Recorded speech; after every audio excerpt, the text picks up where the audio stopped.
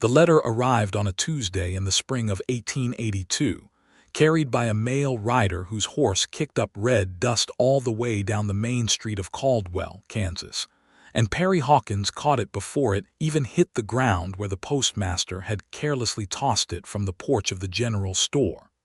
Perry was not a man who startled easily. He had spent 11 years driving cattle up from Texas, sleeping under open skies that seemed to stretch on forever, and he had faced down more than one bad situation with nothing but a steady hand and a calm disposition. But the letter rattled him in a way that no stampede or flash flood ever had, because the letter was addressed to him in handwriting so careful and deliberate that it looked like someone had taken great pains to make every single letter correct, afraid that a mistake might cost her something important. He tucked it inside his vest without opening it, finished loading the sacks of grain he had been sent into town to collect, and drove the wagon back out to the Rocking H Ranch where he had worked for the past 4 years as foreman. He did not open the letter until the sun was going down, and the other hands had retired to the bunkhouse, and the sound of a harmonica drifted lazily out of the open window into the warm evening air. He sat on the front steps of the foreman's small cabin, the last pale gold of the sunset painting the flat Kansas land in colors that seemed too beautiful for such a practical place, and he broke the wax seal on the envelope with a careful thumb. The handwriting inside was just as deliberate as the address on the outside. The ink was good ink, not the watered-down kind, and whoever had written this letter had taken their time. It began the way most letters from strangers began in those days, with a formal greeting and a polite acknowledgement of the advertisement he had placed through the matrimonial agency in Topeka 3 months prior, at the urging of his employer, a man named Walter Greer, who had told him point blank that a good foreman with no family was a foreman who would eventually drift away, and that drift cost a ranch owner more than wages. Perry had placed the advertisement somewhat reluctantly, feeling as though he were ordering a plow from a catalog, and for 3 months nothing had come of it, and he had nearly forgotten about the whole business entirely. But now here was the letter, and his eyes moved carefully down the page, taking in the details she offered about herself in a voice that was measured and honest to a degree that he found immediately striking. Her name was Edna Bancroft. She was 26 years old, the eldest daughter of a schoolteacher father who had died of influenza 2 winters past, and a mother who had remarried and moved to St. Louis with her new husband, leaving Edna behind in the town of Abilene to manage on her own. She had been working as a seamstress and as an assistant to the local schoolteacher, which she said she found meaningful work. She could cook reasonable meals, and she was not afraid of hard labor. She kept a clean house, and she had good sense about money, which she noted without arrogance, simply as a fact that seemed relevant to the arrangement being discussed. And then, near the bottom of the second page, she wrote something that stopped Perry entirely. She wrote, "I feel it is only right to tell you plainly that I am not a woman who would be described as pretty. My nose is large for my face, and my chin is rather sharp, and my hair is the color of old straw and will not behave itself in any weather. The women in this town who are considered handsome have always been kind enough not to say so directly to me, but I have a mirror, and I am not the sort of woman who requires flattery to survive. I am what I am, which is plain and perhaps even a little homely, and I think it only right that you know this before you make any decision, because it would be a poor start to any arrangement for one party to arrive and find the other party to be a disappointment."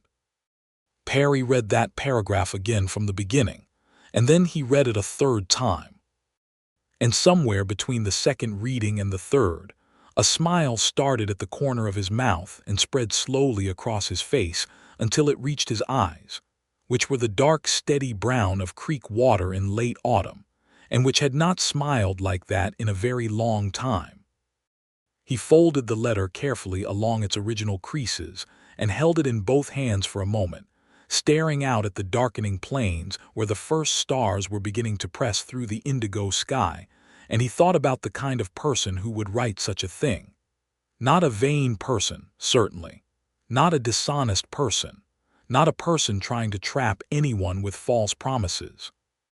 Here was a woman who had looked at her own reflection and decided that the most useful thing she could do with that information was simply to pass it along, without drama and without apology. He went inside and lit the lamp and sat down at the small table where he kept paper and a pen and an inkwell that was nearly empty.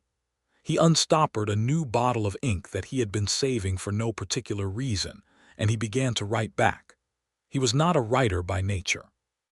He was a man who expressed himself better on horseback than on paper, but he worked at the letter the way he worked at everything, which was steadily and without complaint, and by the time he finished, he had filled 3 pages, which was more than he had written to anyone in years. He told her about the Rocking H Ranch, about the flat Kansas grasslands that could be brutal in summer and merciless in winter, but that had a beauty to them that grew on a person the way good music did, slowly and then all at once. He told her about his work and what it required and what it did not require. He told her about the small cabin that was his as foreman, and that would, in his estimation, require some improvements before it was fit for 2 people, but that had good bones and a solid roof and a wood stove that drew properly. And then, because she had been honest with him, he was honest with her. He wrote, "I appreciated the straightforwardness of your description of yourself. I will say in return that I am not a handsome man either, though I have been told my features are not an active offense to anyone.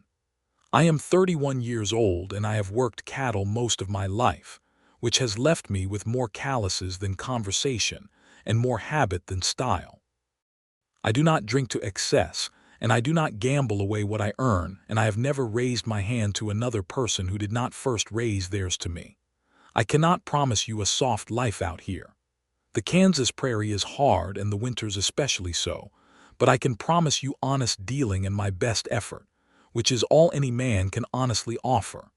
He signed it, sealed it, and rode back into Caldwell the next morning before sunrise to post it himself.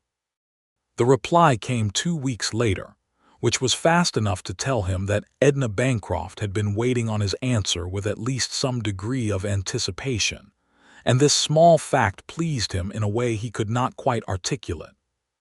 She accepted his invitation to come out to Caldwell, and she set a date at the end of May, which gave them both roughly 6 weeks to prepare, and Perry spent those 6 weeks in a state of low-grade agitation that the ranch hands noticed and pretended not to. There was a man on the ranch named Clem Dawes, who was Perry's oldest friend on the property, a compact and weathered fellow of 40-something who had been driving cattle since before Perry was born, and who had appointed himself an authority on just about everything by virtue of his age. Clem noticed that Perry had started repairing the fence line around the foreman's cabin with considerably more enthusiasm than the fence line strictly warranted, and he noticed that Perry had traded in his second-best hat for a new one at the dry goods store, and he noticed that Perry had requested a specific kind of flower to be planted along the south wall of the cabin from the wife of Walter Greer, who kept a kitchen garden and who was happy to help. Clem did not say anything for 2 weeks. Then one evening when they were checking the horses together in the corral, he said, "So, someone is coming." Perry did not deny it. He said, "A woman named Edna Bancroft from Abilene." Clem turned this over for a moment. "Matrimonial business. That is the idea." Clem nodded slowly, the way he nodded when he was deciding how much of his opinion to dispense. "You know anything about her?" "I know she is honest," Perry said, and he said it with a quiet conviction that made Clem look at him for a long moment before going back to examining the horse's shoe. "Well," Clem said, "that is a better start than most." The last week of May arrived with a heat that shimmered off the flat land in visible waves, and Perry drove the wagon into Caldwell on the morning of the 28th to meet the noon stage from Abilene. He wore his new hat and his cleanest shirt, and he had shaved that morning with more care than he usually extended to the task, and he felt slightly ridiculous about all of it, and also could not make himself stop. The stage pulled into Caldwell at noon, which was early by the standards of the Abilene to Caldwell route, and Perry was standing at the edge of the platform outside the stage office with his hat in his hands, turning it in slow circles the way he did when he was working something out. People descended from the stage. A family with 3 children who immediately scattered in different directions while the father shouted after them. A merchant in a good suit who seemed to regard the dust of Caldwell with personal offense. An older woman in a black dress who was met by a woman who might have been her daughter. And then, last out of the coach, with a traveling bag in one hand and a hat box in the other, and a small trunk that the driver helped down from the rack on top, was a woman who looked around the stage platform with the clear-eyed, systematic gaze of someone assessing new territory and already cataloging what she would need to know to navigate it.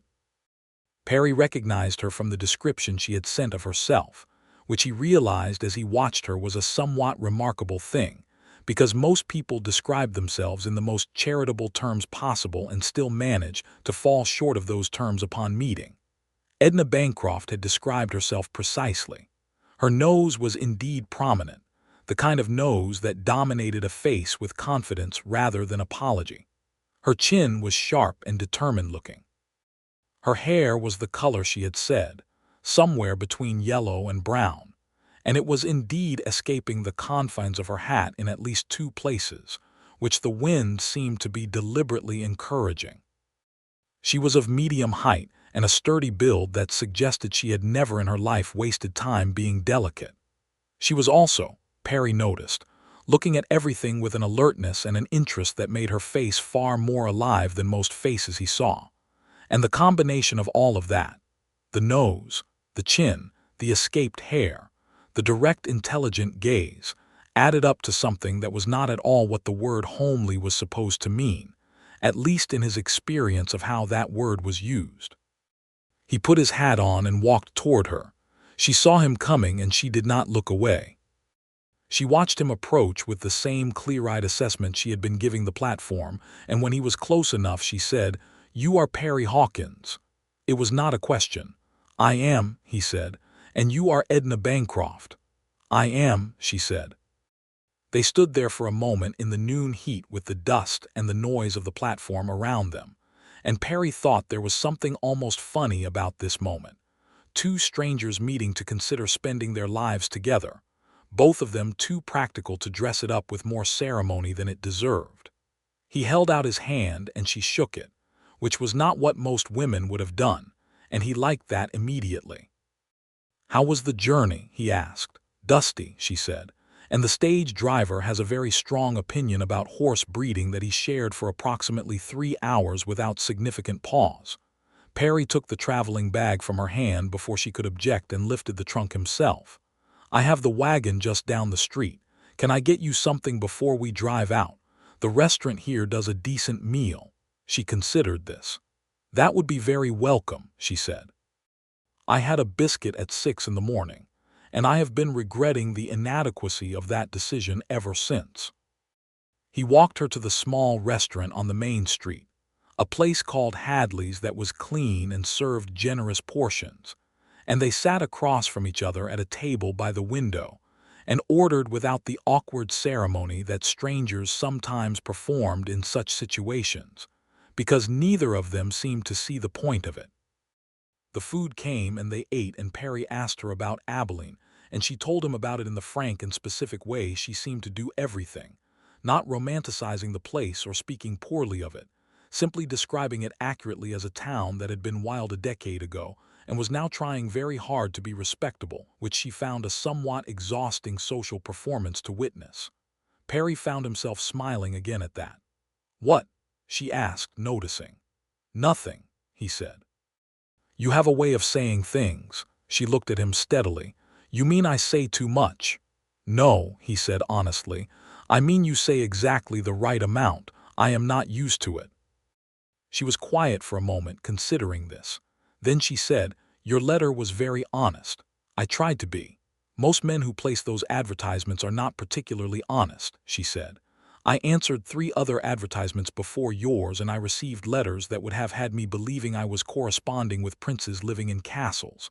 One man described his home as a grand estate with views of the river. Perry raised an eyebrow. And was it? I did not go to find out, she said. But I did ask around, because Abilene and the surrounding territory are not so large that a grand estate with river views would go unnoticed.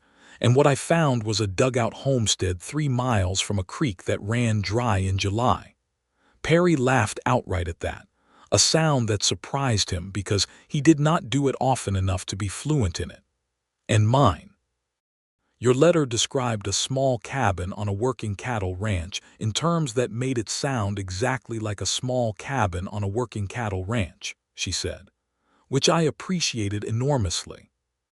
After lunch, he drove her out to the Rocking H Ranch on the wagon, with the flat land rolling out in every direction and the sky enormous above them, the kind of sky that people from the East were never prepared for no matter how many times they were warned about it. She did not make the exclamations that most people made about the size of everything. She simply looked at it, all of it, with that clear, attentive gaze, turning her face slowly to take in the full sweep of the horizon. "It is very large," she said eventually. "It is," he agreed. "I think I might come to like that," she said, not to him exactly, more to herself, but he heard it and he filed it away somewhere careful. Walter Greer and his wife, Clara, met them at the ranch house when they arrived, because Walter had insisted on being present for the introduction, which Perry privately suspected was more about Clara's curiosity than Walter's sense of propriety. Clara was a small, energetic woman who had opinions about everyone and everything, and expressed them with the cheerful relentlessness of a river finding its way around every obstacle. Clara shook Edna's hand, and then looked at her with the frank appraisal of a woman who has been the social hub of a small community for long enough to feel entitled to such things. "You are a sensible-looking woman," Clara said, which in Clara's vocabulary was high praise. Edna received this without visible offense. "I try to be," she said.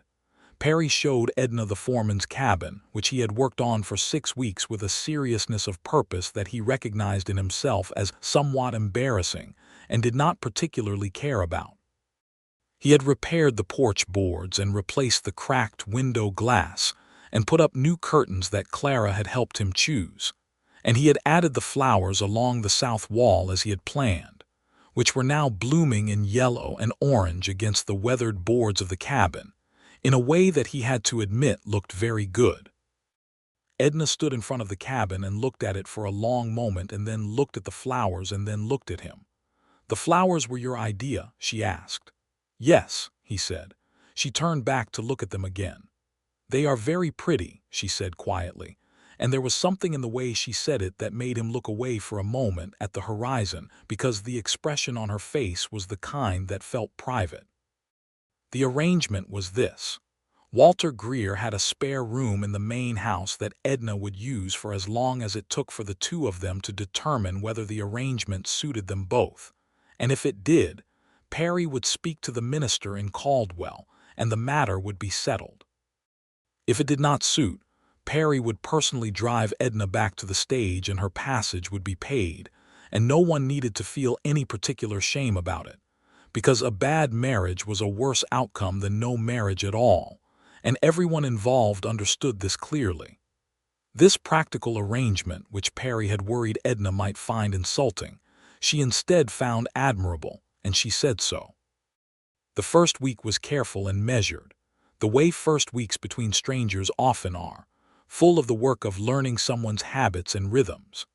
Edna helped Clara in the kitchen and around the main house, and she proved almost immediately to be the kind of woman who worked alongside you rather than at cross purposes, adapting to Clara's considerable system of household management, with a flexibility that Clara found remarkable and commented upon frequently. Perry saw Edna in the evenings, after the day's work was done, and they developed a habit of walking out to the fence line at the west end of the property, where a rise in the land gave you a long view of the sunset, and talking. They talked the way people do when they are genuinely interested in each other and are also still slightly cautious, probing the edges of what was safe to say and pulling back from anything that felt too raw. But each evening the territory of what was safe expanded slightly, the way a fire grows from a cautious flame into something that fills a room. She told him about her father, who had been a quiet man with a love of books and a genuine gift for teaching that had kept him poor in terms of money and rich in terms of the people who had learned from him. She said she missed him every day with a consistency that had become almost a companion in itself, something she had learned to carry without letting it slow her. He told her about his own childhood in a way he almost never spoke of it, growing up on a small farm in Missouri that had failed when he was 16, and the years of drifting work after that, one ranch and then another, learning the cattle trade from the ground up with no guide except observation and stubbornness, until he had made himself useful enough in enough places to eventually become the kind of man that a rancher like Walter Greer would trust with the running of his operation. She listened to all of this without interrupting, which was a gift he had not realized he was waiting for. One evening toward the end of the first week, they were walking back from the west fence in the last of the light, and Edna stopped and said, "Perry, I want to ask you something directly, and I want you to answer directly because we have been circling around it and I think we are both too old to keep circling." He stopped and faced her. "All right. Do you think this could work?" Not in the hopeful or polite sense, in the actual practical sense. "Because I find you to be a man I could respect, and I think you might be a man I could care for, but I am 31 years old and I cannot afford to spend time on something that is not real." He was quiet for a moment because she deserved a real answer and not a fast one. 26, he corrected himself. She had said she was 26 in her letter, and he was 31. "I think," he said slowly, "that I have not looked forward to an evening's conversation in longer than I can remember. I think I have been waking up in the morning with something that feels like anticipation, which is something I have not experienced in a considerable time. I think you are one of the most honest people I have ever met, and I have always believed that honesty is the only foundation that holds under pressure." He paused. "So yes, I think this could work. Not could, I think it will." Edna looked at him for a long, steady moment in the fading light, the prairie wind pulling at her hair the way it always did. Then she said, "Good, I think so too." She did not smile in the way that women in the novels he had occasionally read smiled, with melting softness and trembling lips. She smiled the way she did everything, straight and clear and completely real, and it was the most beautiful thing Perry Hawkins had ever seen. In the second week, a complication arrived in the form of a man named Robert Fitch. Robert Fitch was a land speculator who had been circling the territories around Caldwell for some months, buying up homestead claims from struggling settlers at prices that were technically legal and practically predatory. And he had set his sights on a small claim adjacent to the Rocking H that belonged to a widow named Margaret Hollies and her son, a boy of 17 named Daniel, who had taken on the running of the property after his father died of a snake bite the previous summer.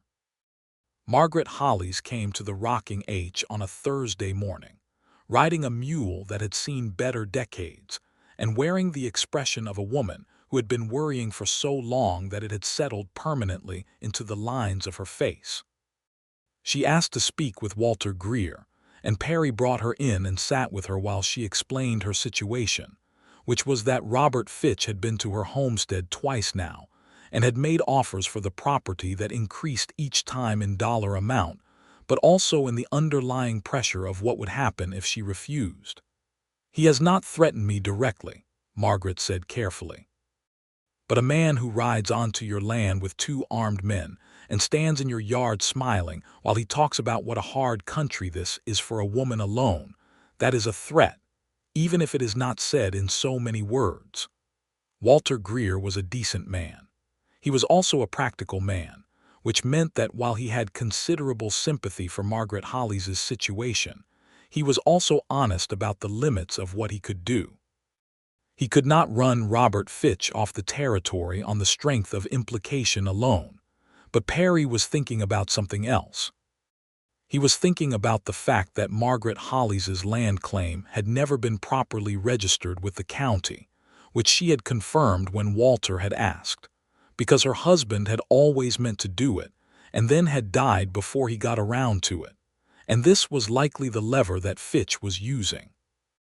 Edna had been in the kitchen when Margaret Hollis arrived, helping Clara with the washing, and she had come quietly into the doorway partway through the conversation and listened without interrupting, and when Margaret finished speaking, Edna spoke up from the doorway. "Is there a land office in Caldwell?" she asked. Walter looked at her. "There is." "And if the claim were properly filed and registered, would that give Mrs. Hollis more standing against a man who is trying to pressure her into selling?" "Considerably more," Walter said, and he and Perry exchanged a look. Perry stood up. "I will drive you to Caldwell today, Mrs. Hollis, and we will get that claim registered before close of business. And if Fitch comes back to your property before the paperwork is in order, you send Daniel here and I will personally come out." Margaret Hollis looked at him with the particular gratitude of a person who has been holding everything together alone for so long that any offered hand feels like a miracle. "I do not know how to thank you," she said. "You do not need to," Perry said. Edna walked with Perry to the wagon and he was harnessing the horses when she said quietly, "That was the right thing." He looked at her over the back of the horse. "It was the obvious thing." "Not everyone sees the obvious when it concerns someone else's problem," she said. And the way she said it was not flattery, it was observation. And the difference between those two things was one of the things he was coming to understand about her. They drove into Caldwell, all three of them, and the filing of Margaret Hollis's land claim took the better part of the afternoon, because the land office clerk was a methodical man who believed in doing everything correctly and in triplicate, which under the circumstances Perry found entirely appropriate. The claim was registered, and a copy was given to Margaret, and a copy was filed in the county records, and another copy went to the territorial office in Topeka.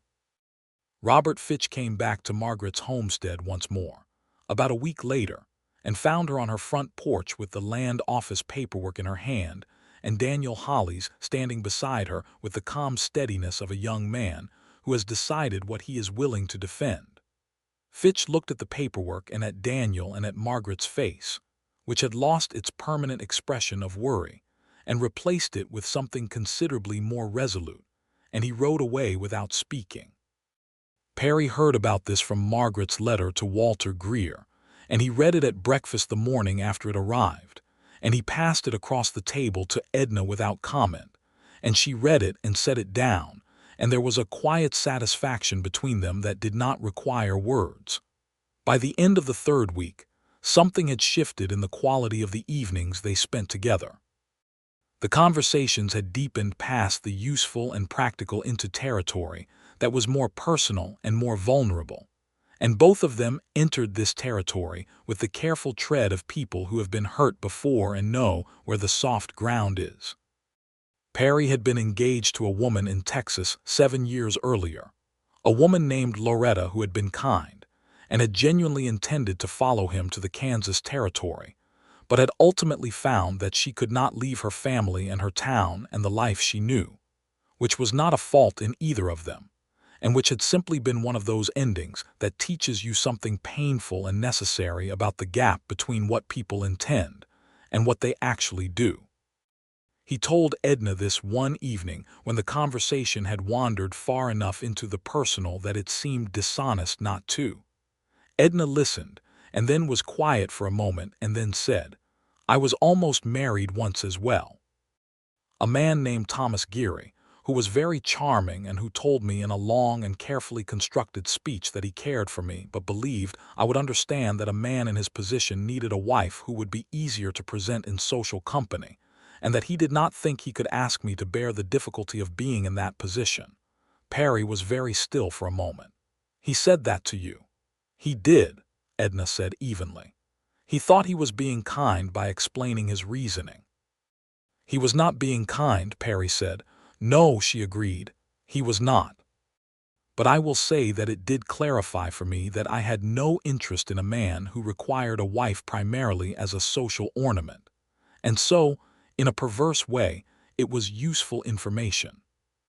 Perry looked at her in the evening light, at the nose she had described as too large and the sharp chin she had apologized for in her letter, at the hair that was doing exactly what she had said it always did. And he thought about Thomas Geary with a quiet contempt that he was careful not to express too forcefully, because he did not want Edna to think that her past required his anger on her behalf, when what it actually required was simply his recognition that the man had been a fool. What he said was, "That man's loss is my considerable gain, and I intend to be grateful for it every day." Edna looked at him quickly and then looked away at the horizon, and the color in her cheeks was not from the sun, which had already set. On the first day of June, Perry asked Edna if she would like to ride out with him on his inspection of the eastern pastures, which was a practical thing that needed doing, and also because he was beginning to admit things to himself with more freedom than he had before. A reason to spend the morning together in the particular way that time on horseback through open country was different from time in a house. Edna could ride. She had not mentioned this in her letters, but she took the horse he saddled for her with the natural ease of someone who has spent time in the saddle, and they rode out through the grass that was green and waving in the June morning under a sky that was enormous and completely clear. They rode for a while without talking much because they were the kind of people who had learned that silence together was a measure of comfort rather than discomfort, and the only sounds were the horses and the wind and the distant calls of birds in the grass. Perry showed her the eastern pastures and the stock tank that needed repair on its north wall before summer got any harder, and the section of fence where the soil had eroded under the posts and would need to be reset before the fall. He explained these things not because he expected her to care about the technical details of fence maintenance, but because they were things that mattered to him, and sharing them felt natural. She asked smart questions about the cattle operation that showed she had been paying attention to things she had observed at the ranch, and had been thinking about them on her own, which he appreciated. They were riding back toward the ranch in the early afternoon when Edna's horse stumbled on a patch of rocky ground, and she came off, not badly, not a bad fall, but she hit the ground on her shoulder and elbow, and Perry was off his horse before she had finished landing, crouching beside her with his hand on her shoulder. "Are you hurt?" he asked. "My pride is significantly injured," she said, already sitting up. "The rest of me seems to be functional." She moved her shoulder carefully and winced slightly. "Mostly functional." "Let me see," he said, and she pulled back the sleeve of her dress to show the elbow, which was scraped but not seriously damaged, and her shoulder, which would bruise but was not broken. He did not make a great deal of fuss about it, because she was clearly a woman who would find a great deal of fuss insulting, but he kept close to her side on the ride back and watched her without appearing to watch her, and when they arrived at the ranch he brought her to Clara, who cleaned the scrape on her elbow with the brisk competence of a woman who had dealt with the injuries of ranch life for 20 years. That evening on their walk, Edna said, "You did not fuss." "No," he agreed. "Most people fuss," she said. "I find it irritating." "I could tell," he said, and she laughed, and it was the first time he had heard her laugh fully without any reservation, a real sound of genuine amusement, and it was not a polite or practiced laugh. It was the kind that escaped before you could think about it. He wanted to hear it again immediately. "What?" she asked, catching the expression on his face. "Nothing," he said. "I like your laugh." She looked at him sideways. "It is not a particularly elegant laugh." "No," he agreed. "It is a real one. Those are better." She was quiet for a moment, walking beside him in the evening. Then she said, in a voice that was slightly less steady than her usual voice, "Perry, I think I am falling in love with you, and I want you to know that I am not saying that lightly or as part of any performance, and I am genuinely slightly terrified of it." He stopped walking. She stopped beside him. "I am not saying it lightly either," he said, And I think I am a step or two ahead of you on the same path if you want to know the truth." She turned to look at him then, and the evening light was doing something generous to the landscape around them, painting everything in gold and deep shadow. And Perry Hawkins, who had spent most of his adult life being a practical and undemonstrative man, reached out and took her hand in his, which was a thing he had been thinking about for approximately 2 weeks. Her hand was not soft. It was a working woman's hand, capable and strong, and it fit in his with a natural rightness that he thought about for a long time afterward. They stood there holding hands in the Kansas evening like two people who have found something they did not realize they had been looking for, which is the truest description of it. He asked her to marry him 4 days later, not in any elaborate or theatrical fashion, but at the breakfast table in the main house, in front of Walter and Clara, because he had decided that doing it in front of witnesses was the clearest possible statement of intention, and he liked clarity. He said, "Edna, I would like very much for you to be my wife. I think you are the finest person I have ever met, and I believe we would build a good life together, and I want you to know that I am asking you this with my whole self and not a portion of it." Clara made a sound that she quickly covered with her coffee cup. Edna looked at him across the breakfast table with those clear, direct eyes and said, "Yes, Perry, I would like that very much." Walter reached across the table and shook Perry's hand and said, "Good man," with a feeling that was more than politeness. Clara set her coffee cup down and said, with considerable satisfaction, "I told Walter in the first week." "You told me in the first 3 days," Walter said. "I was being modest," Clara said. The wedding was arranged for the last week of June, which gave them 3 weeks, which was enough time to get the minister from Caldwell and to put the cabin in final order and to send word to Edna's mother in St. Louis and to the few people in Abilene whom Edna wanted to know, including her former employer, the schoolteacher there. A woman named Mrs. Davenport, who sent a letter back so warm and so full of happiness for Edna that Perry read it himself at Edna's invitation, and felt something move in him for this woman who had been Edna's anchor during the hard years after her father died. Clem Dawes declared himself genuinely pleased when Perry told him, and to mark the occasion he presented Perry with a carved wooden box he had made himself during the winter, which was a small and unexpected gesture from a man not known for small, unexpected gestures, and Perry accepted it with the seriousness it deserved. The other hands were equally pleased, in the rougher and more teasing way of ranch hands who express affection through relentless humor, and Perry endured it without complaint because he understood it for what it was.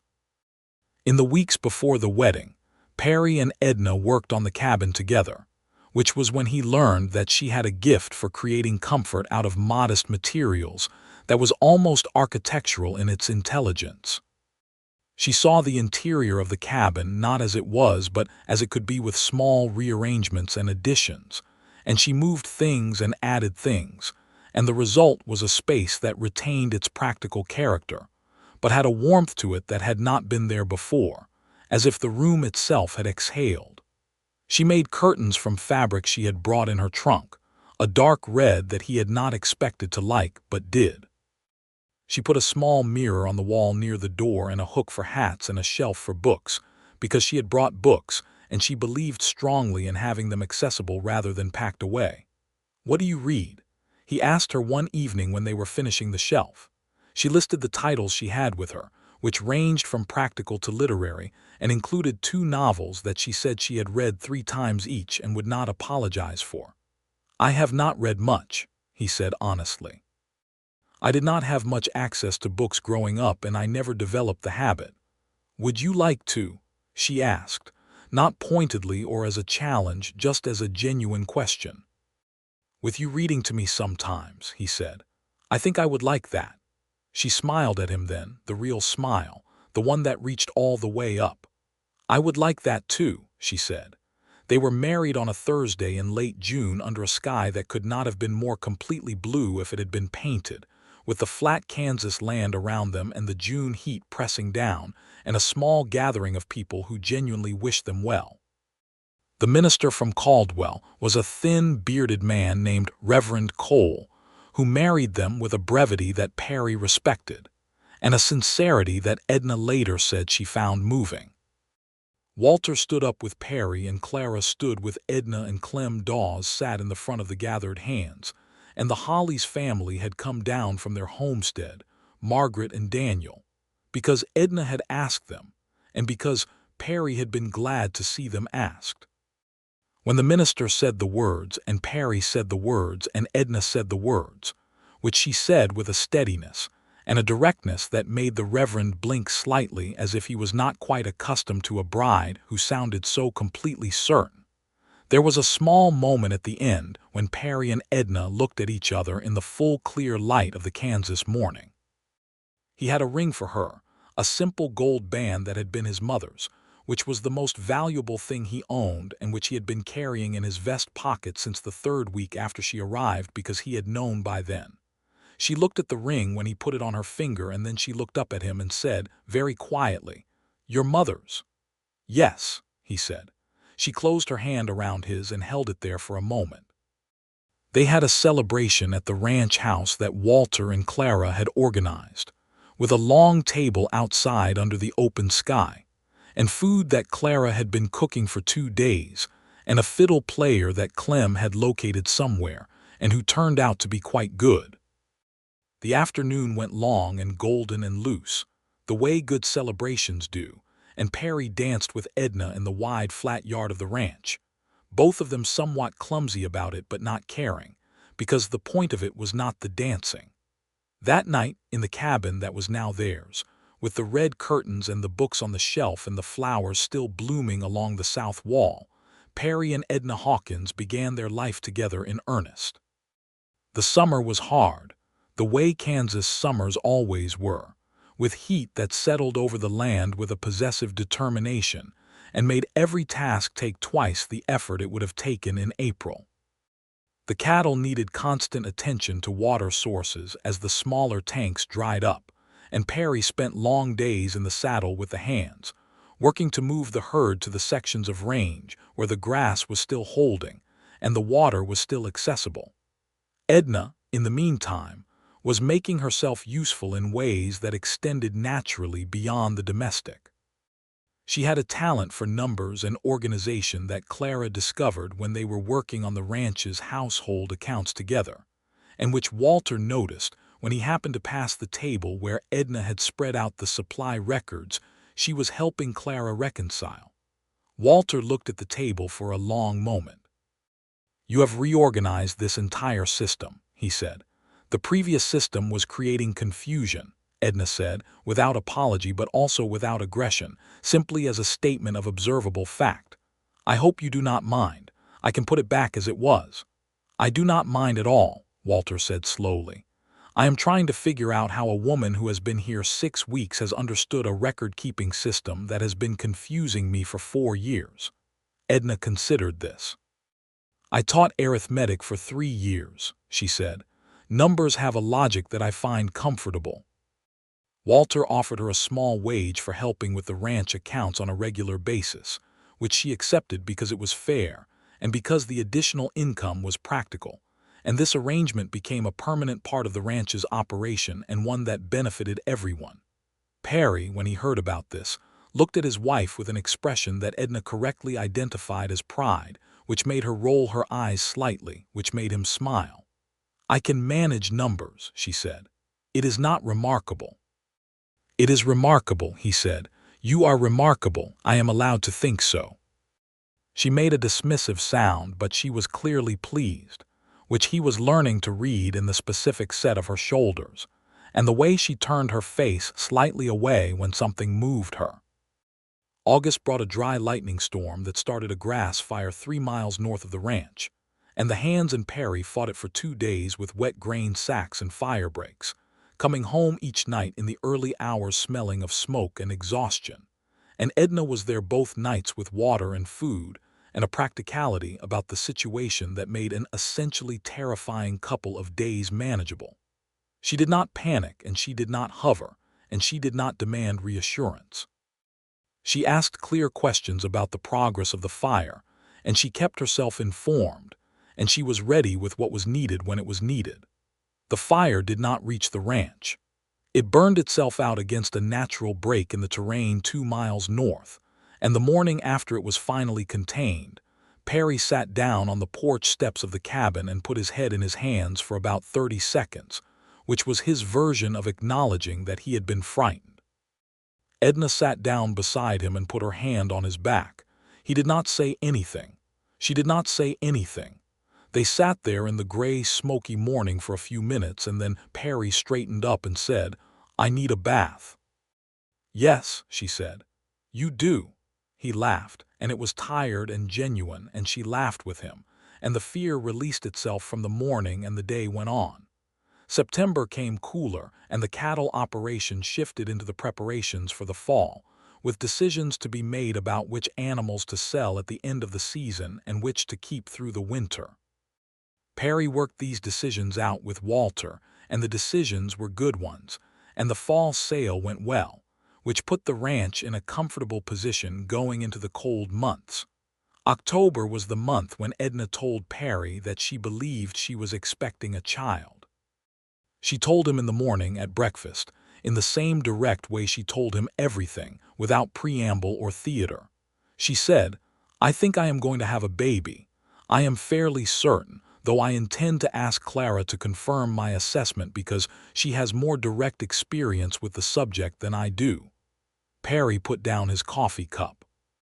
He had thought about children in an abstract way, the way a man who wants a family thinks about it before the family exists, and he had thought about it more specifically in the weeks since their marriage, because he and Edna had talked about it plainly as people who had decided to share their lives, planned and discuss things. But the specific reality of it now, in the October morning, hit him with a force that was entirely out of proportion to the calm way the information had been delivered. "Edna," he said. "I know," she said, and she was smiling, the real one, and her eyes were bright in a way that made the October morning feel like June.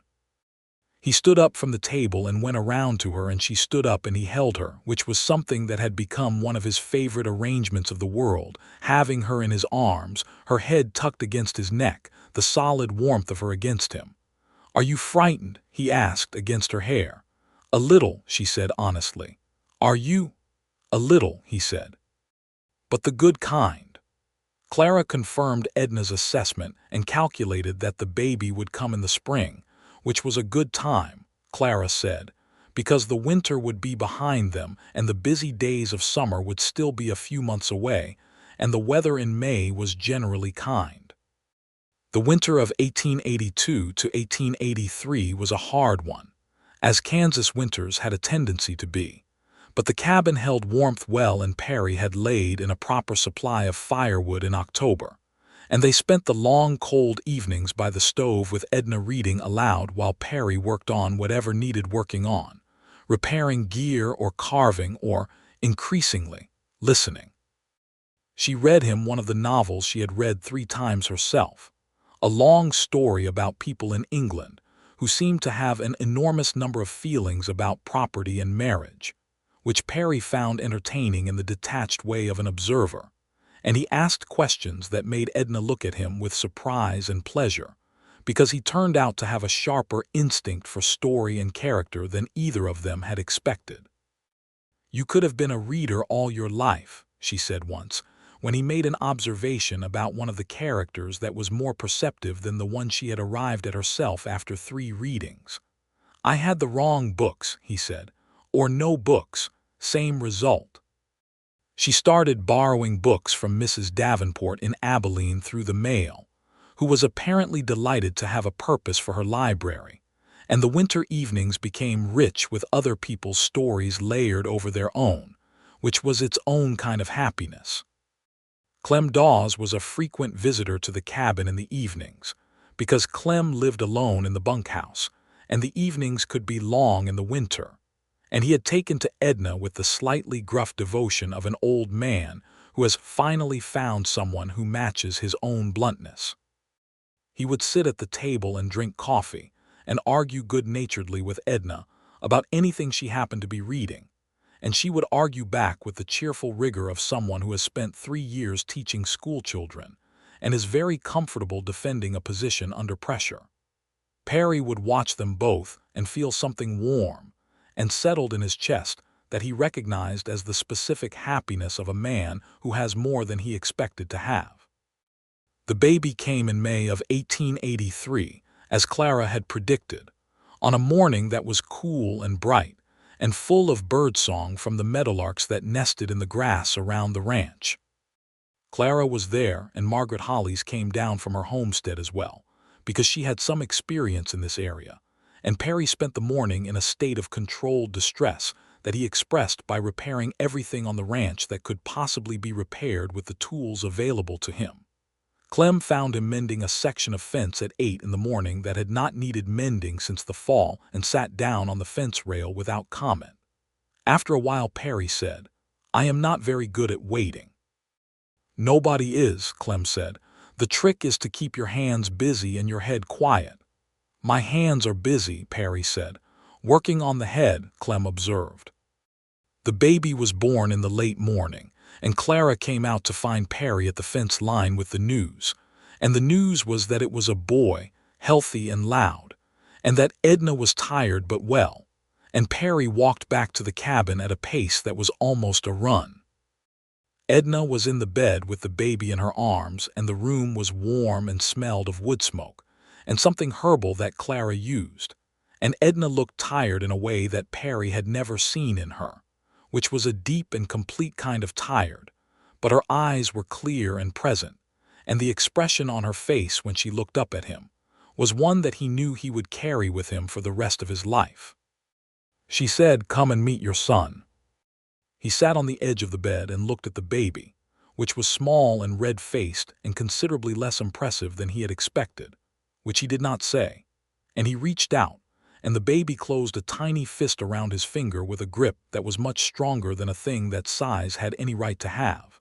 And Perry Hawkins, who had faced down bad horses and cattle stampedes and grass fires, and who was not a man who cried, felt his eyes fill in a way that he did not try to prevent. "He has your hands," Edna said softly. "God help him," Perry said, and his voice was not quite steady.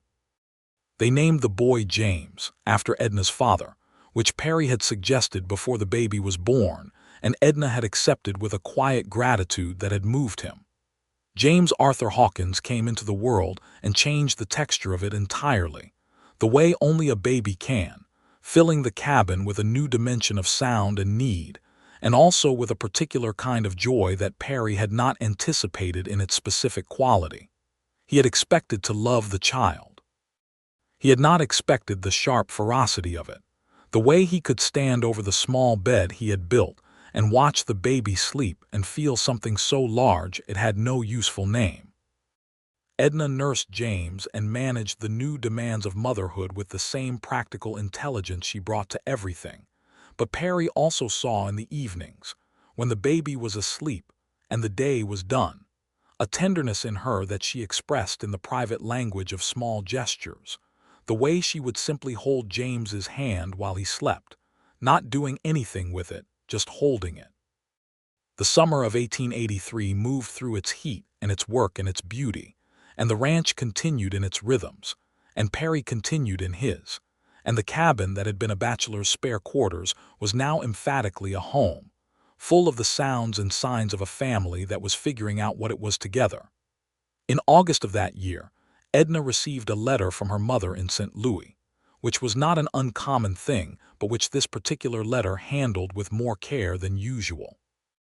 Her mother, whose name was Helen, said that she had heard from someone in Abilene about Edna's marriage and about the baby, and that she was glad, but also that she wanted Edna to know that the decision to leave Abilene after her second marriage and to leave Edna there without more support had weighed on her, and that she hoped Edna was happy, and that she was sorry if the leaving had been hard. Edna read this letter at the kitchen table after James was down for the afternoon and Perry was out with the cattle, and she read it twice and then sat with it for a while. When Perry came in that evening, she showed it to him, and he read it and gave it back to her. "How do you feel about it?" he asked. She considered. I feel that my mother is a woman who makes choices for her own comfort and then feels bad about them afterward, which is not the same as being a bad person, but it is also not quite enough to be a fully good one. I think I would like to write back and tell her about James and invite her to visit if she would like to, because James should have a grandmother in his life if one is available, and because I do not think holding a grievance against my mother does me any particular good. That is a generous thing, Perry said.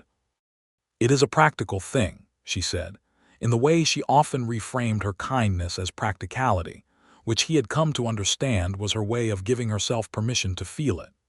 He leaned across the table and kissed her forehead, which was something he did when he was full of feeling and did not want to make a speech about it, and she accepted it the way she accepted all his expressions of affection, with a stillness that was actually receptivity, as if she were holding on to it. Helen Bancroft, now Helen Marsh, came to visit in October of 1883, the first time Edna had seen her mother in 2 years, and the visit was careful and not entirely easy, because two people who have complicated things between them cannot resolve them in a week. But Helen held James with a grandmother's instinctive tenderness, and she was polite and genuine with Perry. And by the end of the week, Edna said goodbye to her with a feeling that was not quite forgiveness but was its reliable precursor, which was the decision to allow the relationship a future instead of a past. Perry saw them off on the stage back to Caldwell, and Edna watched the stage go without apparent difficulty, and then turned and walked back to the wagon with her shoulders squared and her chin up. "You all right?" he asked. "Yes," she said. "I think I actually am." He took her hand as she climbed up to the wagon seat and held it a moment longer than necessary, and she squeezed his briefly and then let go, and they drove home to the ranch in the late October light. The following year brought changes to the territory around Caldwell that were larger than any of them, and that came from the east in the form of the railroad's expansion and the accompanying changes in the cattle trade. The long drives that had been the backbone of the cattle business in Kansas were becoming less necessary as rail lines spread, and the economics of cattle ranching shifted with them. And Walter Greer, who was a man with good instincts about business, began making decisions about the rocking H that looked ahead rather than backward. He talked with Perry about the ranch's future at length over the course of that year, conversations that Perry reported to Edna in the evenings, because they were the kind of conversations that affected both of them. Walter wanted to shift more of the ranch's operation toward breeding quality stock rather than the open-range cattle drives that were becoming less central to the business, and this shift would change the nature of the foreman's work and potentially its compensation. Edna listened to all of this and then said, with her usual directness, "Have you considered the possibility of owning land yourself?" Perry looked at her. "We have saved money," she said. "Not a great deal, but enough with what I have been earning from the accounts work to make a serious inquiry. There is a homestead quarter section available to the south of here that I have heard is going for a reasonable price because the family holding it wants to move to Oregon. It would require several years of careful management to develop, but the water access is good and the soil is workable, and it sits adjacent to the rocking H, which means you could potentially continue your arrangement with Walter while also building something of your own." Perry was quiet for a long moment. "You have been thinking about this for a while," he said. "Several months," she admitted. "Why did you not say so earlier?" She looked at him. "I wanted to be sure the numbers made sense before I raised it. I did not want to suggest something that fell apart when examined closely."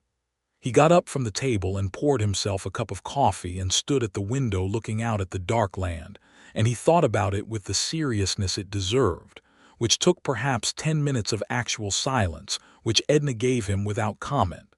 Then he turned around and said, "I think you are right. I think we should look at it." The process of acquiring that homestead quarter section took the better part of 6 months, involving negotiations with the departing family, and with a bank in Wichita that was eventually persuaded to extend a loan against the value of the property itself, and a great deal of paperwork that Edna managed with a competence that the bank's representative found somewhat startling. By the spring of 1885, the land was theirs, 160 acres south of the Rocking H, with a creek that ran reliably, and a small existing house that needed work, and an outbuilding that could be converted to a proper barn with enough effort. Perry did not leave the Rocking H immediately or completely. He and Walter came to an arrangement that suited both of them, where Perry would continue as a consulting foreman on a partial basis while developing his own operation. And this suited Walter partly because he trusted Perry's judgment, and partly because having the adjacent land in hands he knew and trusted was itself a security. Building the homestead was the work of the next 2 years, and it was work that was genuinely hard and sometimes discouraging and always physical. And it was also the most satisfying work Perry had ever done, because it was his and Edna's together in a way that the Rocking H never could have been. They moved to the homestead in the summer of 1885, when James was 2 years old, and walking with the determined recklessness of a 2-year-old on a large piece of land, which kept both parents in a constant state of alert.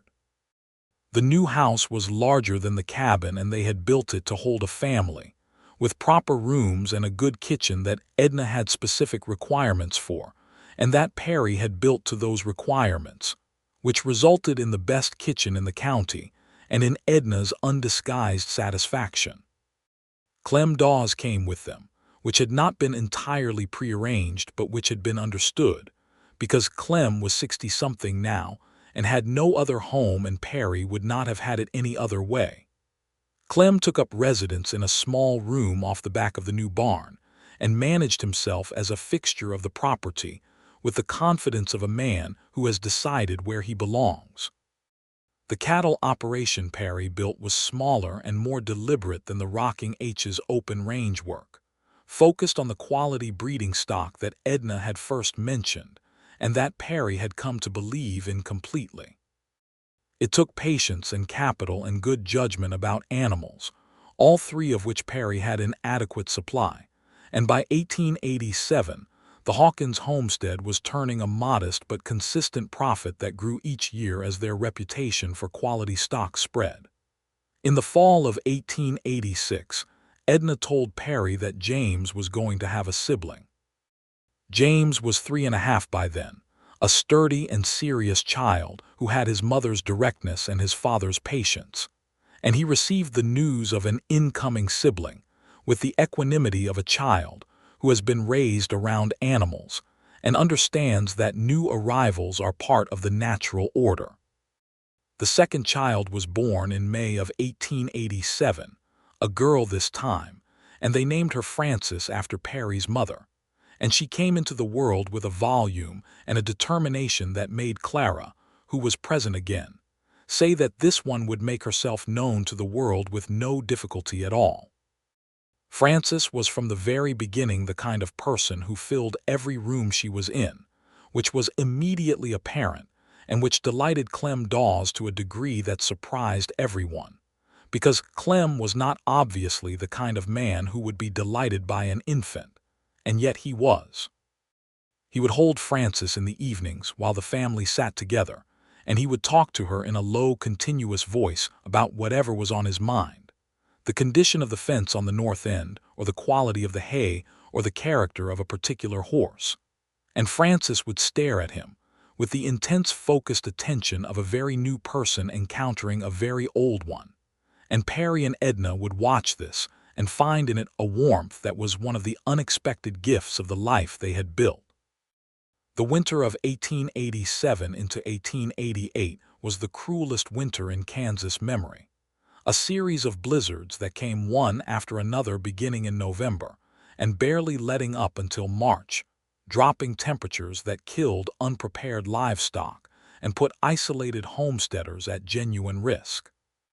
The blizzard of January 1888, which people later called the schoolchildren's storm, was the worst of them, arriving without adequate warning in the middle of a mild afternoon, and turning in 2 hours into a whiteout that made it impossible to see 3 feet in any direction. Perry had been out at the barn when it hit, and he had the presence of mind to immediately run a rope from the barn to the house before visibility dropped entirely, and he spent the afternoon in the barn with the horses and the cattle, keeping them calm and watered, and as warm as the barn's construction allowed, while Edna was in the house with James and Francis and Clem, who had made it inside from the back room with about 4 minutes to spare. Edna kept the stove burning through the night, and the next day with a methodical determination that never tipped into panic, managing the fuel supply with the same mathematical efficiency she brought to the ranch accounts, calculating what they had against what they needed and making the numbers work. James helped her carry wood from the stack beside the house, which she allowed him to do because he was 5 and serious about being useful, and Francis slept through a significant portion of it in the particular way of very young children who do not yet understand enough about danger to be afraid of it. When the storm broke on the second morning and the landscape emerged white and altered and impossibly quiet, Perry came in from the barn through snow that was in places over his waist and stood in the kitchen looking at his family, all of them present and warm, and the feeling in him was so large and so complete that he had to sit down. Edna poured him coffee and sat across from him and did not say anything, because she had learned over 5 years of marriage that sometimes the right thing was to simply be in the same room together and let the feeling be what it was. James climbed onto Perry's lap and Perry held him there, his chin resting on the boy's dark hair, and looked across the table at Edna. She was looking back at him with those clear, steady eyes, older now than they had been when she arrived on the stage in Caldwell with her hat box and her traveling bag. Not older in a diminished way, but in the way that a person who has lived fully looks different from a person who has only existed carefully. Her hair was escaping its pins in the way it always did, which had not changed and which Perry suspected would never change and which he would never have wished to change. He said, "I read your first letter twice, you know." She tilted her head slightly. "Which part?" "The part where you described yourself," he said. She made a small sound that was somewhere between a laugh and an acknowledgement. "I was being honest." "I know," he said. "That is why I read it twice. And then I smiled. I thought, whoever this woman is, she is someone I want to know." Edna looked at him for a long moment in the winter kitchen, with James on his lap and Francis in the other room beginning to wake up with small preliminary sounds that would shortly become insistent, and the stove radiating warmth in the cold morning, and the world outside white and still. "You smiled," she said. "Ear to ear," he said. Clem noticed I came in from the porch grinning like a fool and he asked me what had happened. "What did you tell him?" "I told him I had received an interesting letter," Perry said. She shook her head slowly, but she was smiling, the real one, the ear-to-ear version that she had finally stopped trying to moderate. "I wrote that letter 11 times, she said, "the part about being homely. I kept taking it out and then putting it back because I thought it was either the most honest thing I could say or the most foolish thing I could say, and I could not decide which." "It was the most honest thing," Perry said firmly, "and it was the thing that made me understand who you were." "And who was I?" she asked. "Someone who would rather be known than admired," he said. "Someone who had no interest in a false start. Someone with enough respect for themselves and enough respect for me to begin with the truth even when the truth was uncomfortable." He shifted James slightly on his lap and looked at her steadily. "The woman I wanted." The winter released its grip on Kansas in March of 1888, and the spring came with the particular sweetness of a spring earned by surviving something hard, which makes the green more green and the warmth more warm, and the open sky more open than it could possibly be otherwise. The cattle that had come through the winter were the strong ones, the ones whose blood was good, and Perry's careful work in building a quality breeding operation paid dividends in the spring of that year in a way that was visible and concrete and satisfying. He rode the pastures in April with the specific pleasure of a man looking at the results of years of patient work and finding them solid. Edna expanded her accounting work in that year, taking on the books for 2 other ranching operations in the area besides their own, because word had spread among the ranching families of the territory that Edna Hawkins had a gift with numbers and an iron sense of integrity about other people's finances. And these were 2 qualities that were not always easy to find together. She worked in the evenings at the kitchen table while James did the reading she set him, because she had taken over his education formally by this point, with the firm intention of teaching him well before the nearest school was close enough to be practical. James was a quick and willing student who took to arithmetic with the same ease his mother had, which pleased Edna enormously, and who struggled with writing, which Perry told him privately he understood completely. Frances was walking steadily by the summer of 1888 and had developed opinions about everything, which she expressed without reservation and which made every meal a lively event. She was dark-haired like Perry and had his brown eyes but Edna's chin, sharp and determined, and she appeared to have inherited both of their tendencies toward directness in a combined and amplified form that occasionally staggered them. Clem was slowing down by 1888, his 60-some years finally catching up with him in the form of joints that protested the cold and a back that had carried its last really heavy load. He still moved around the property and still provided opinions on all subjects freely, but Perry had quietly redistributed his actual physical labor to the younger hand they had hired, a 22-year-old from Oklahoma named Roy, and Clem had accepted this redistribution without protest, which told Perry more about how Clem was feeling than anything Clem would have said directly.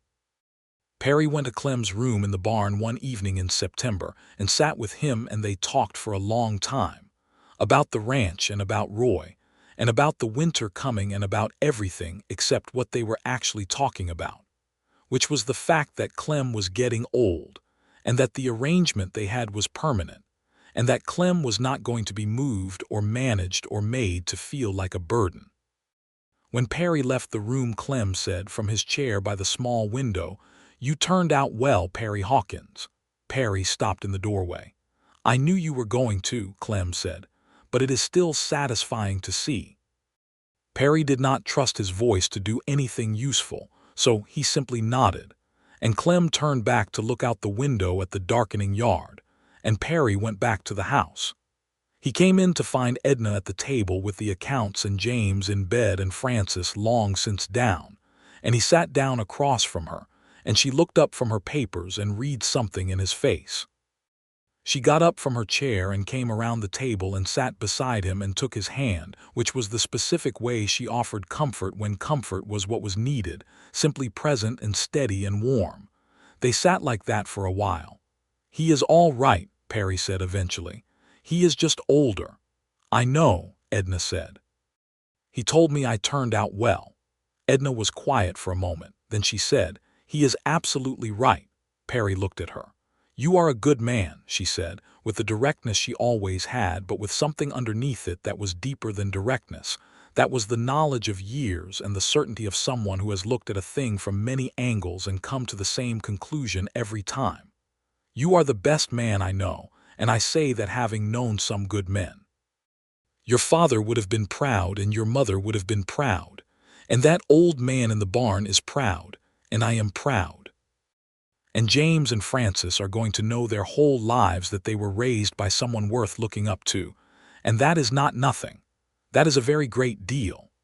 Perry was quiet for a long moment, looking at his wife across the kitchen table in the September evening, the lamp between them throwing its warm light over the papers and the coffee cups and the comfortable accumulated evidence of a life together that was real and full and good. He said, "Edna, do you know that you are the finest thing that ever happened to me?" She raised an eyebrow. "I described myself as homely in my letter." "You did," he agreed, "and I read it twice, and I smiled. And I have been smiling. in various ways and for various reasons ever since.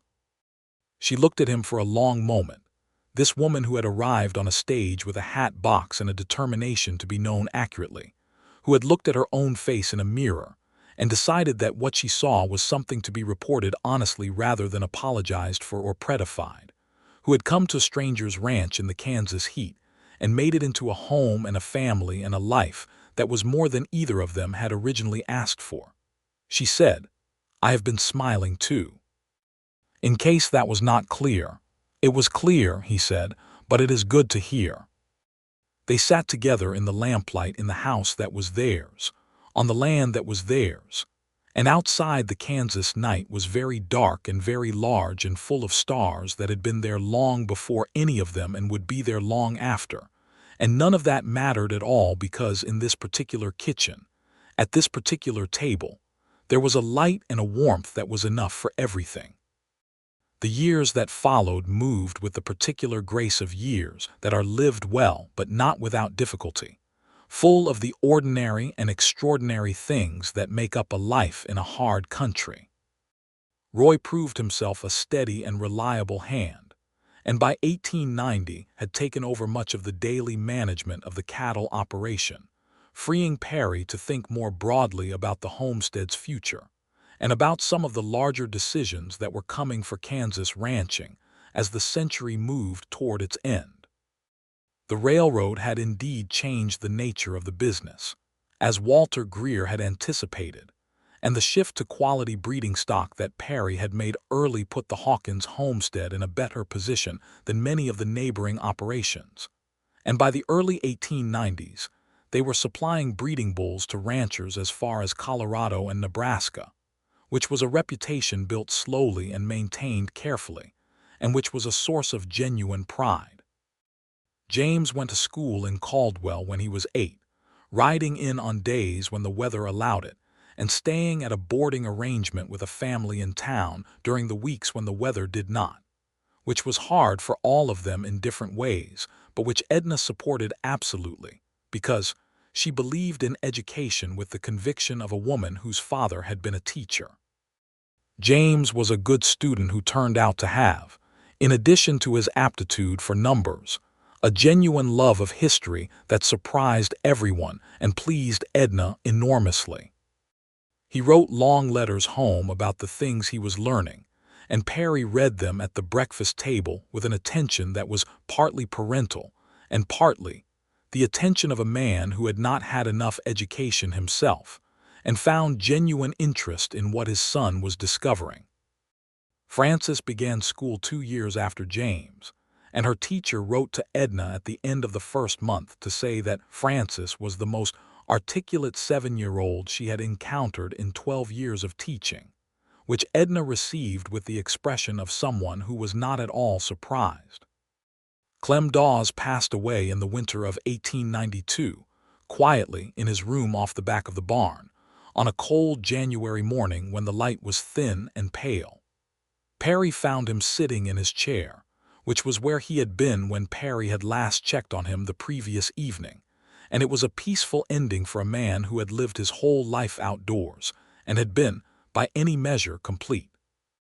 Perry buried him in the small plot of ground south of the house that they had designated for the purpose, and he stood at the grave in the January cold for a long time, and Edna stood beside him, and James stood beside his mother, and Frances, who was 9 and solemn in the way children are solemn when they feel the full weight of something without having the words for it yet, held her father's hand. They planted a post oak above the grave that spring, a slow-growing tree that would take its time but would, in the end, be very large and very enduring, which seemed to Perry like the right monument for Clem Dawes. By 1894, the Hawkins homestead had grown from the original 160 acres to nearly 400, acquired piece by piece from neighbors who were moving on, some to better fortune and some to worse, and the operation was stable and known, and Perry was a man of standing in the territory, which was something that he wore with the same practical modesty he had always worn everything.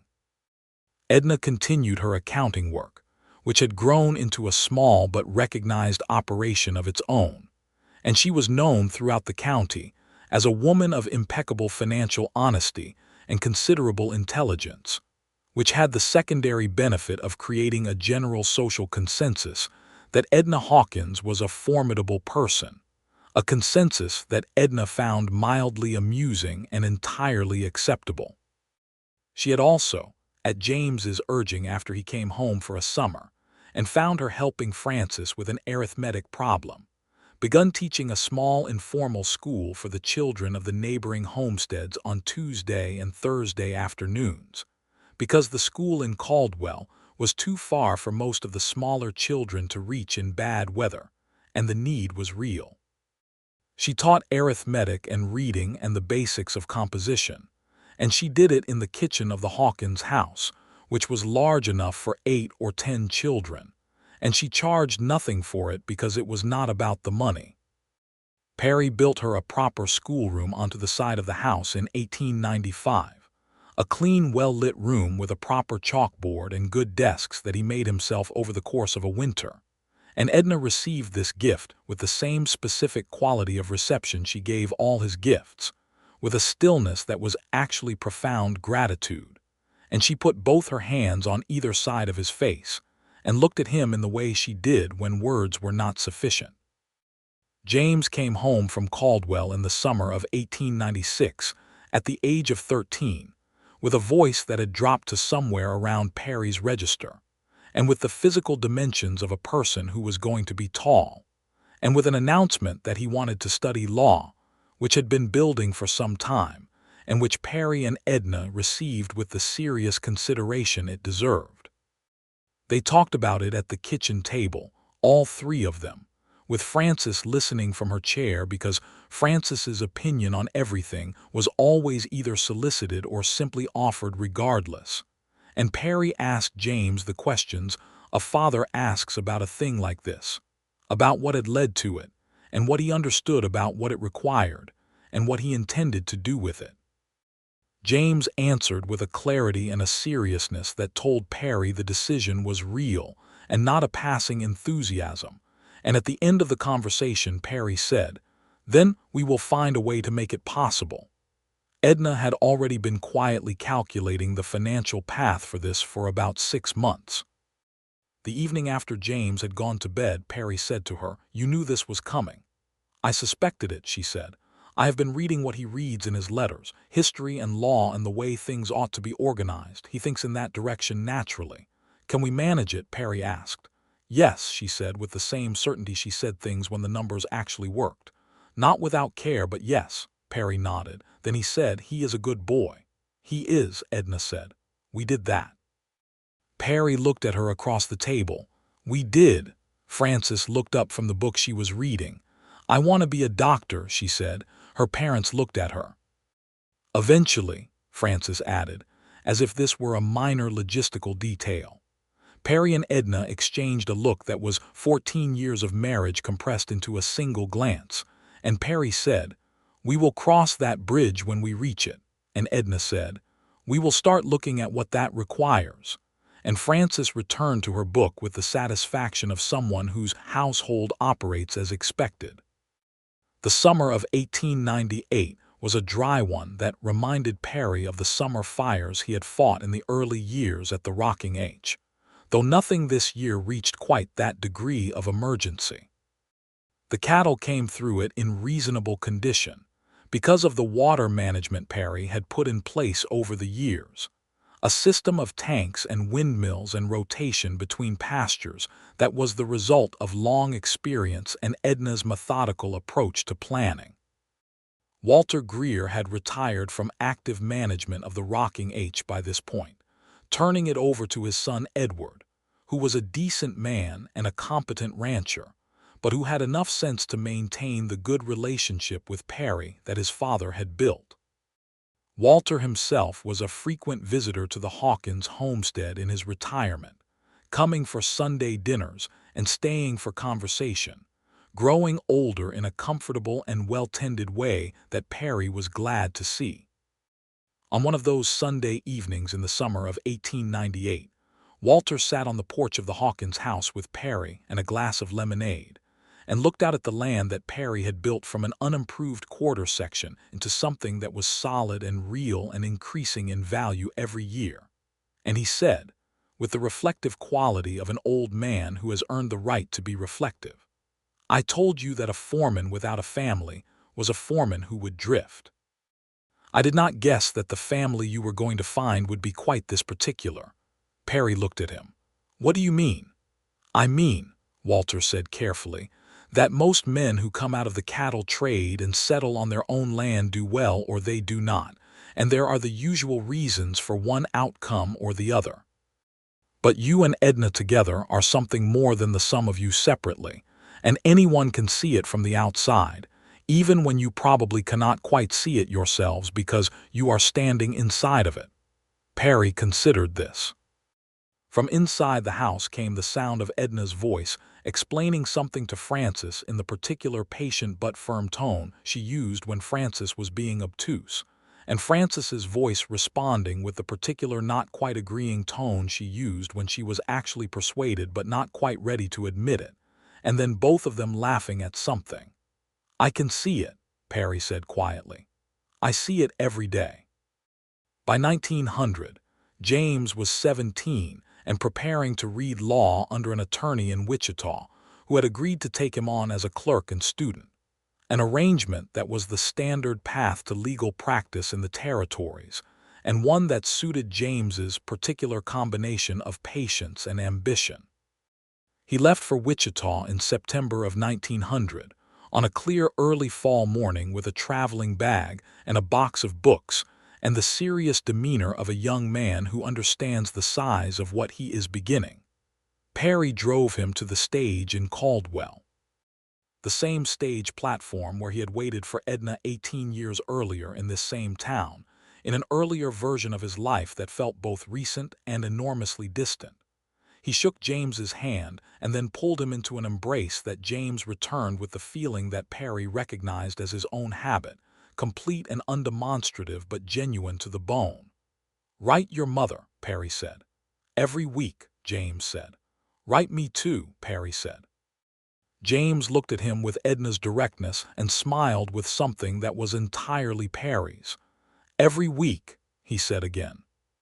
Perry drove back to the homestead alone in the early morning, and the Kansas land was golden on both sides of the road, and the sky was enormous and completely clear, and he thought about the boy he had met when the boy was a few hours old, and who was now on a stage to Wichita to become a lawyer, and the feeling was too large for naming, and he did not try.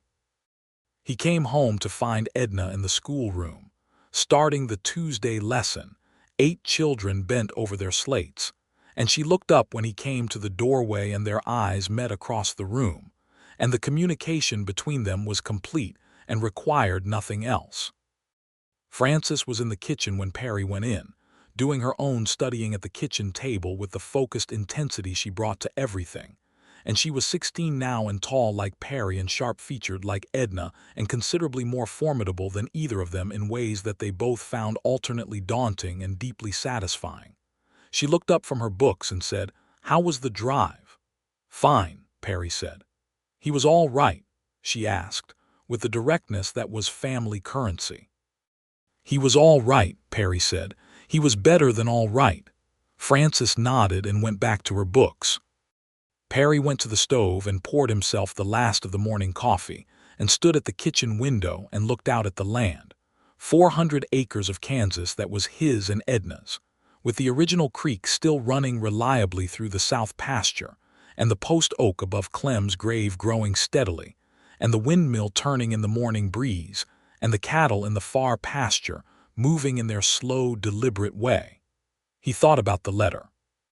He thought about the morning in the foreman's cabin at the Rocking H when he had sat on the porch steps with the sunset turning the land gold and read the words of a woman he had never met, who had looked at herself honestly and described what she saw without apology and without drama, and what that had told him about who she was, even then, even before he knew anything else about her. He had read it twice. He had smiled. He had known. He had known in the instinctive way that a man who has spent his life learning to read animals and land, and whether learns to read the essential truth of a thing, that here was someone who was real, who would always be real, who would never dress something up as more than it was or hide something under the comfort of a false presentation, who would look at her own face and tell the truth about it, and then show up on a stage in the noon heat of a Kansas summer and look at the world around her with the clear and interested eyes of someone who is genuinely here, genuinely present, ready for whatever the actual place turns out to be. He had gotten more than he deserved, and he had known it from the first evening walk to the west fence, and he had spent 18 years being grateful for it with the consistency and the conviction that such a thing deserved. The schoolroom door opened, and the children came out for their break, filing past Perry in the kitchen with the varying degrees of manners their upbringings had provided, and Edna came last, smoothing her apron and reaching past him without ceremony for the coffee pot. She found it nearly empty and turned to look at him with the specific expression she used for minor domestic accountability. "You drank the last of the coffee," she said. "I did," he agreed. "I see." She set the pot back down and looked at him in the kitchen of the house he had built for them, in the morning of the first day of a year that would be the 19th of their life together. She was 44 years old, and she was Edna Hawkins, and she was entirely and completely herself, as she had always been, as she would always be. "I will make more," he said. "Yes," she said. "You will." And then she smiled, and it was the real one, and it reached all the way up, and it was the same smile it had always been, the one that had nothing performed about it, nothing managed, just the pure direct expression of a person who is exactly where she intends to be. He made more coffee, and they stood in the kitchen together, while the children ran in the yard outside and Frances turned pages at the table, and the windmill turned in the morning breeze, and the Kansas sky was enormous and entirely clear overhead, and Perry Hawkins and Edna Bancroft Hawkins stood in the ordinary, extraordinary morning of the life they had made, and it was more than enough. It was, by any honest accounting, everything.